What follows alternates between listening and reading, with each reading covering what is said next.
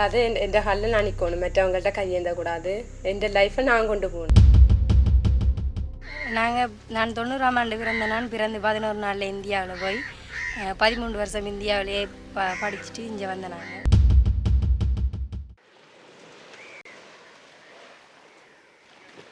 Trincomalee and the eastern province have been affected by the war for more than, nearly 3 decades, and lot of economic opportunities have been lost, particularly for the young people. So when you look at long-term development, and especially when there is a space for things to return to normal, eastern province is very, very important.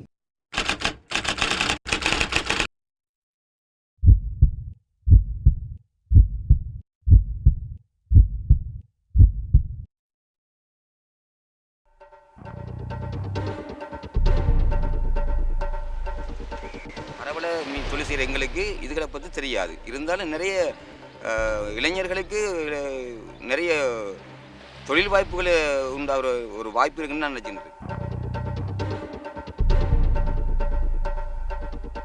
இது நான் முகாமாக தான் இருந்தேன். நாங்கள் வரக்குள்ளே நிறைய சனம் இருந்து முகாமாக தான் இருந்து பிறகு நான் கொஞ்சம் காலம் ஒரு 5 வருஷம் இருந்தேன். நாங்கள் இருக்க பிறகு முகாமெல்லாம் மாற்றிட்டாங்க.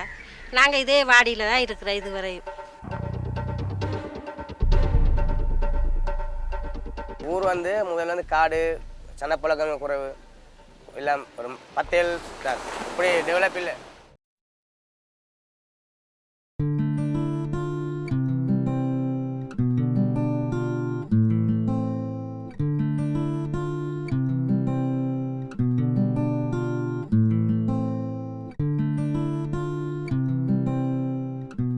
If we look at the long-term ethnic harmony and peace and reconciliation in this country, we have to get it right in Trincomalee, otherwise we won't get it right anywhere else. After the tsunami particularly, we thought that the recovery process should provide economic opportunities, particularly for young people. We were dreaming of setting up a center where all these factors could be built into the training process, and also more importantly to bring Sinhala, Tamil and Muslim youth together in the same place, undergoing training. Some are in Tamil language, some are in Sinhala, some in both, and also give them training in English language and so on. So that is how this whole project got started.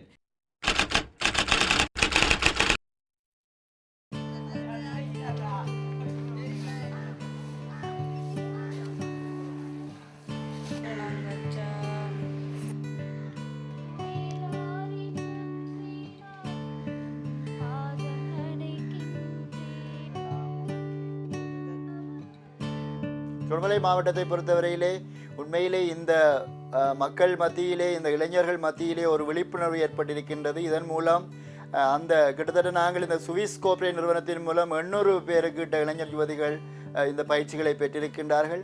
ஆகவே இதன் மூலம் அவர்களுடைய வாழ்க்கையிலே அவர்கள் இந்த தங்களுடைய பொருளாதாரத்தை முன்னேற்றத்தக்கதாகவும் தங்களுடைய குடும்பத்தை பார்க்கத்தக்கதாகவும் இந்த மாவட்டத்தை ஒரு முன்னேற்றகரமான பாதையிலே கொண்டு செல்லத்தக்கதாகவும் நிச்சயமாக இந்த பயிற்சிகளும் இந்த வேலைத்திட்டங்களும் அமைந்திருக்கு என்று நாங்கள் நம்புகின்றோம். ஒரு நல்ல தொழில் ஒன்று செய்யணுன்றதுக்காண்டி இலவசமான முறையில் ஃபீஸ் ஒன்றும் கட்டாமல் சர்வோதயம் ஹெல்ப் பண்ணுறதாக கேள்விப்பட்டோம். இப்போ சர்வோதயம் நான் ஒரு 3 ஃப்ரெண்ட்ஸ் சேர்ந்து சர்வோதயம் போனோம். நல்ல ஹெல்ப். அங்கே தமிழ், முஸ்லீம், சிங்களம் 3 பேரும் படித்தாங்க. எல்லோரும் நல்ல ஃப்ரெண்ட்ஸ் மாதிரி, எல்லாம் நல்ல ஒரு குடும்பம் மாதிரி நல்ல சந்தோஷமான முறையில் படித்து வெளியே வந்தோம்.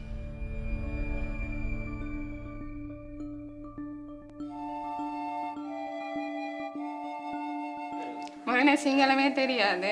சர்ரோயத்தில் போய் இப்போ தமிழ் மீடியம், சிங்கள மீடியம் இருக்கிறபடியாக பக்கத்து கிளாஸ் தான். தமிழாக எங்களோட பேச்சும் பக்கத்து சிங்கள பேச்சும். அப்போ நாங்கள் அதை கதைச்சி பேசின அளவு கொஞ்சம் இப்போ சிங்களம் தெரியும். எல்லாமே கொஞ்சம் கஷ்டம்தான். அதுக்கப்புறம் சர்வோதய கோர்ஸ் படித்த பிறகு 6 மாதம் கோர்ஸ் முடிஞ்சோடனே இங்கே வேலை சேர்ந்து 3 மாதம் சேர்ந்து இப்போ வேலை செய்வேன். மாதம் 10,000 ரூபா சம்பளம்.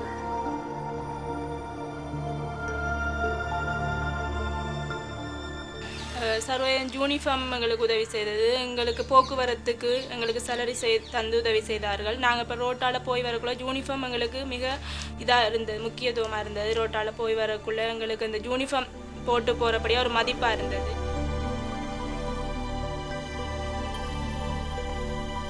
யாராச்சும் வேலை செய்தால் குடும்பமும் கொஞ்சம் கஷ்டமிலிருந்து நீங்கிருக்கு. அடுத்தது வீட்டை ஓரளவு வேலை செய்கிற அளவுக்கு துணிவும் இருந்திருக்கு. මට පිටාවින් ඔක්කොම සිංහල කට්ටිය. දැන් මම ඒ වගේ පරිසරයක තමයි හැදුනේ. සරුවදිට ගියාට පස්සේ දෙමළ කට්ටියත් එක්ක ළඟින් ආශ්‍රය කරන්න අවස්ථාවක් ලැබුණා. අපි ඔක්කොම එක වගේ සහෝදරයෝ වගේ අපි හිටියේ.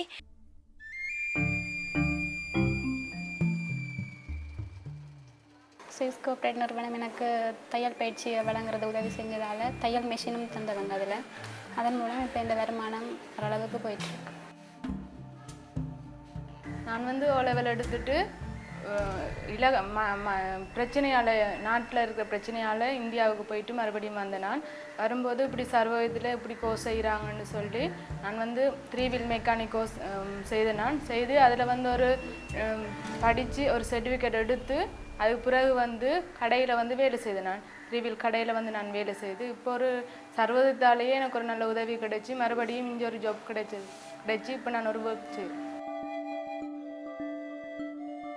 5 பேட்ச் நாங்கள் முடித்த வடிவா 250 பிள்ளைகள் எங்களுக்கு வெளியில் போயிருக்கிறாங்க. 250 பிள்ளைகளும் படித்து அந்த நிறுவனத்து மூலமாக பயன்பெற்று இன்றைக்கு வெளியில் போய் ஏதோ ஒரு தொழிலை செஞ்சு அவங்க படித்த தொழிலில் முன்னேறி கொண்டு இருக்கிறாங்க.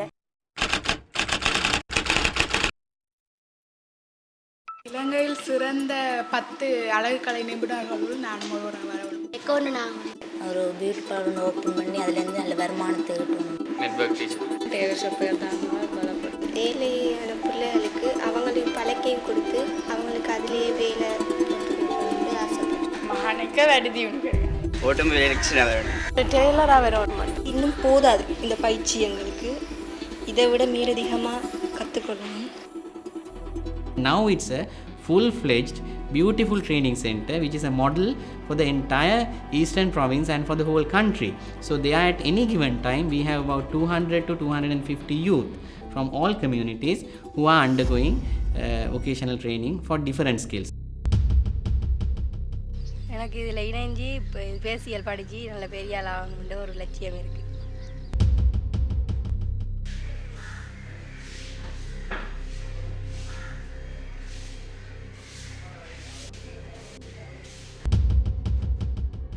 அந்த மிஸ்ஸாக்கில் எனக்கு வடிவாக சொல்லுவாங்க. என்னென்னு கேட்டால் நீங்கள் லைஃபும் எனக்கு வந்து சரியில்லை, லைஃப் தான் ஒழுங்கான லைஃப்ன்றதுக்கு இல்லை இந்த லைஃப் வேண்டாம். நான் சின்ன 10 வயசுலேருந்தே நல்லா கஷ்டப்பட்டேன். நான் சவரங்களையும் பிரிஞ்சு தான் நான் வாழ்ந்ததே எங்கள் சித்தப்பா கூட இருந்தேன். அப்படி இருந்தேன். கடவுளை எனக்கு ஒரு நல்ல லைஃப்பை தருவான்னு பார்த்தேன், தரல. ஆனாலும் கடவுள் இந்த காலில் நான் உறுதியாக வாழ்கிறதுக்கு நல்ல ஒரு தொழில் எனக்கு இந்த ஸ்விஸ் கோஆப்ரேட் நிறுவனத்தால் எனக்கு தந்திருக்காங்க. உண்மையிலேயே சொல்ல போனேன், இது நான் வந்து ஆட்கள் நிற்கிறாங்கன்றதுக்கு நாளே இல்லை. உண்மையிலே இப்போ நான் என் சொந்த காலில் நிற்கிறேன்.